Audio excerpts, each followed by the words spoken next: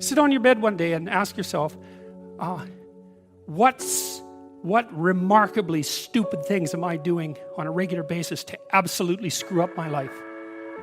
And if you actually ask that question, but you have to want to know the answer, right? Because that's actually what asking the question means. It doesn't mean just mouthing the words. It means you have to decide that you want to know. There's no better pathway to self-realization and the ennoblement of being than to posit the highest good that you can conceive of and commit yourself to it. Do you really have anything better to do? And if you don't, well, why would you do anything else? If you orient yourself properly and then pay attention to what you do every day, that works.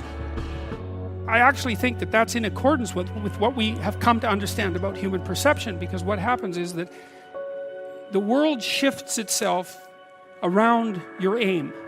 Because you're a creature that has an aim. You look at a point and you move towards it. It's built right into you.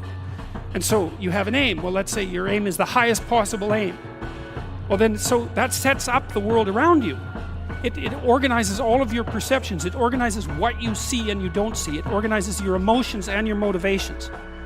So you organize yourself around that aim, and then what happens is the day manifests itself as a set of challenges and problems, and if you solve them properly, then you stay on the pathway towards that aim, and you can concentrate on the day, and so that way you get to have your cake and eat it too, because you can point into the distance, the far distance, and you can live in the day. If everything that you're doing every day is related to the highest possible aim that you can conceptualize, well, that's the very definition of the meaning that would sustain you in your life. People's lives aren't what they would like them to be. And so then you ask, why? Well, forget about tragedy and catastrophe, because that's self-evident, and we're not going to discuss that. Although the degree to which you bring about your own tragedy is always indeterminate. But I would never say that every terrible thing that is visited on a person is something they deserved. I think that that's a very dangerous presupposition, especially because everyone gets sick and everyone dies. But one of the main reasons that people don't get what they want is because they don't actually figure out what it is. And the probability that you're going to get what would be good for you, let's say, which would even be better than what you want, right? Because you might be wrong about what you want easily. But maybe you could get what would really be good for you. Well, why don't you? Well, because you don't try. You can't have everything. You can have what would be good for you, but you have to figure out what it is, and then you have to aim at it. You may formulate an idea about what would be good for you, and then you take 10 steps towards that, and you find out that your formulation was a bit off, and so you have to reformulate your goal. So you're kind of going like this as you move towards the goal. But a huge part of the reason that people fail is because they don't ever set up the criteria for success. And so, since success is a very narrow line and very unlikely, the probability that you're going to stumble on it randomly is zero. And so there's a proposition here, and the proposition is, if you actually want something, you can have it. Now the question then would be, well, what do you mean by actually want? And the answer is that you reorient your life in every possible way to make the probability that that will occur as certain as possible. You don't get everything, but maybe you can have what you need. And maybe all you have to do to get it is ask. But the asking isn't a whim or today's wish. It's like you have to be deadly serious about it. You have to think, okay, like I'm taking stock of myself. And if I was going to live properly in the world and I was going to set myself up such that being would justify itself in my estimation, and I don't mean as a harsh judge, exactly what is it that I would aim at? What do you say to those viewers that don't pursue their dreams and are locked into their careers because they are too afraid to take risks and pursue something meaningful? Well, the first thing I would say is, well, you should be afraid of taking risks and pursuing something meaningful. But you should be more afraid of staying where you are if it's making you miserable. It's like the first thing you want to do is dispense with the idea that you get to have any permanent security outside of your ability to contend and adapt. It's the same issue with children. It's like you're paying a price by sitting there being miserable. And you might say, well, the devil I know is better than the one I don't. It's like, don't be so sure of that. the clock is ticking. Yeah, And if you're miserable in your job now and you change nothing, in 5 years you'll be much more miserable and you'll be a lot older. If you need to change your job too, let's say you have a family and children and a mortgage, you have responsibilities. You've already picked up those responsibilities. You don't just get to walk away scot-free and say, well, I don't like my job, I quit. That's no strategy. But what you might have to do is you think, well, this job is killing my soul. All right, so what do I have to do about that? Well, I have to look for another job. Well, no one wants to hire me. It's like, okay, maybe you need to educate yourself more. Maybe you need to update your curriculum vitae, your resume. Maybe you need to overcome your fear of being interviewed.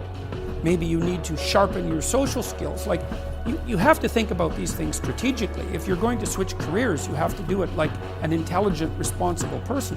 The first thing that you want to do is figure out, imagine you were taking care of yourself, like you were someone you cared for, which is rule number 2, by the way, essentially.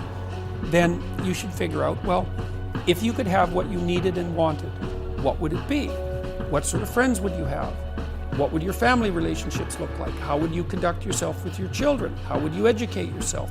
You need to think through how it is that your life could be properly arranged if you had that ability. And then you can aim at that. A lot of you are going to find yourself embedded in bureaucracies. And and there's that, for better or for worse. And one of the things that is going to happen to you is that people are going to ask you to do stupid and ridiculous things. And the fact that they're asking you to do stupid and ridiculous things is going to do 3 things to you. One is it'll warp you so that you'll pretend that you agree with it, and then eventually you will, and like, good, so much for your soul. And then the other thing is that it'll demotivate you, because you'll think, why should I be like slaving away at this job when I'm being pecked to death by morons with stupid rules. The third thing that it'll do is make you resentful and irritated, and that will also undermine your motivation and make your life miserable. And so you might think, well, what should you do about that? And the answer to that is, you should object at the earliest possible point, because first of all, you'll find that if you object to radical stupidity when it first emerges, you kind of make people aware of the fact that what they're doing is radically stupid, and they'll usually back off. And so then they won't torture you to death. So, you have to take a risk, which is, oh no, what happens if I complain about this? But, it's another one of those situations where you're damned if you do and you're damned if you don't. So if you complain, that'll cause some trouble. Although usually it causes way less trouble than you'd think, because people are generally not very courageous. And if you push them with some strength when they're doing something absolutely moronic, they'll usually back off because they don't know what to do when they're being challenged. And then you won't have to put up with it for the rest of your life. Do not do things you know to be stupid. Stand up and say, look, that's dumb, I'm not doing it. And if they ask you why, then you can say, well, A, I think it's stupid. B, if I do it, I'm going to get irritated and resentful. And also, if I do it, it's going to decrease my motivation. So I'm not doing it. And then if they push you too hard, it's like, hey, it's time for a different job. And that might be the best thing that ever happened to you, because if the structure you're in is going in that direction and you can't stop it, it's like, get the hell out of there and find something else.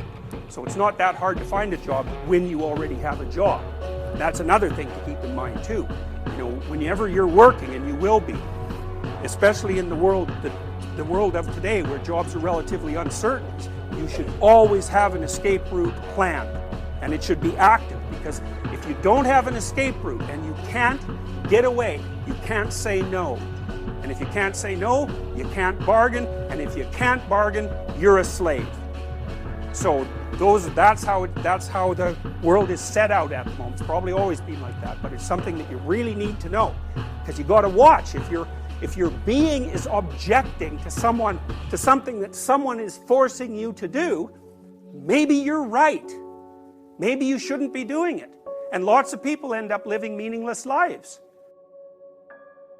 If you take people, and I've told you this, and you expose them voluntarily to things that they are avoiding and are afraid of, that they know they need to overcome in order to meet their goals, their self-defined goals. If you can teach people to stand up in the face of the things they're afraid of, they get stronger. And you don't know what the upper limits to that are, because you might ask yourself, like, if for 10 years, if you didn't avoid doing what you knew you needed to do, by your own definitions, right, within the value structure that you've created, to the degree that you've done that, what would you be like? Well, you know, there are remarkable people who come into the world from time to time, and there are people who do find out over decades-long periods what they could be like if they were who they were, if they spoke their being forward. And they get stronger and stronger and stronger, and we don't know the limits to that. We do not know the limits to that. And so you could say, well, in part, perhaps the reason that you're suffering unbearably can be left at your feet, because you're not everything you could be, and you know it. And of course, that's a terrible thing to admit, and it's a terrible thing to consider, but there's real promise in it, right? Because it means that perhaps there's another way that you could look at the world, and another way that you could act in the world. So what it would reflect back to you would be much better than what it reflects back to you now. My experience is with people that we're probably running at about 51% of our capacity. I mean, you can think about this yourselves, how many hours a day you waste, or how many hours a week you waste. And the classic answer is something like 4 to 6 hours a day. You know, inefficient studying, watching things on YouTube that not only do you not want to watch, that you don't even care about, that make you feel horrible about watching after you're done. That's probably 4 hours right there. You know, you think, well, that's 25 hours a week, it's 100 hours a month, that's 2.5 full work weeks, it's half a year of work weeks per year. And if your time is worth $20 an hour, which is a radical underestimate, it's probably more like 50 if you think about it in terms of deferred wages. If you're wasting 20 hours a week, you're wasting $50,000 a year. And you are doing that right now. And it's because you're young, wasting $50,000 a year is a way bigger catastrophe than it would be for me to waste it, because I'm not going to last nearly as long. And so if your life isn't everything it could be, you could ask yourself, well, what would happen if you just stopped wasting the opportunities that are in front of you? You'd be who knows how much more efficient, 10 times more efficient, 20 times more efficient. That's the Pareto distribution. You have no idea how efficient people get. It's off the charts.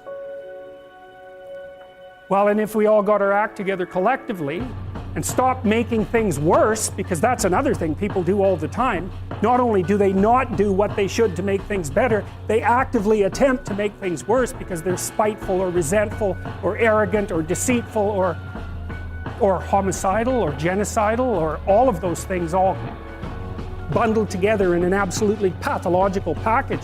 If people stop really, really trying just to make things worse, we have no idea how much better they would get just because of that. So there's this weird dynamic that's part of the existential system of ideas between human vulnerability, social judgment, both of which are major causes of suffering, and the failure of individuals to adopt the responsibility that they know they should adopt. And that's the thing that's interesting too, is that, you know, there's this idea that people have a conscience. And you know what the conscience is. It's this feeling or voice you have in your head just before you do something that you know is stupid, telling you that probably you shouldn't do that stupid thing. You don't have to listen to it, strangely enough. But you go ahead and do it anyways, and then, of course, exactly what the conscience told you was going to happen inevitably happens, so that you feel even stupider about it than you would if it happened by accident. Because you know, I knew this was going to happen, I got a warning it was going to happen, and I went and did it anyways. And the funny thing too is that conscience operates within people, and we really don't understand what the hell that is. So you might say, well, what would happen if you abided by your conscience for 5 years or for 10 years? What sort of position might you be in? What sort of family might you have? What sort of relationship might you be able to forge?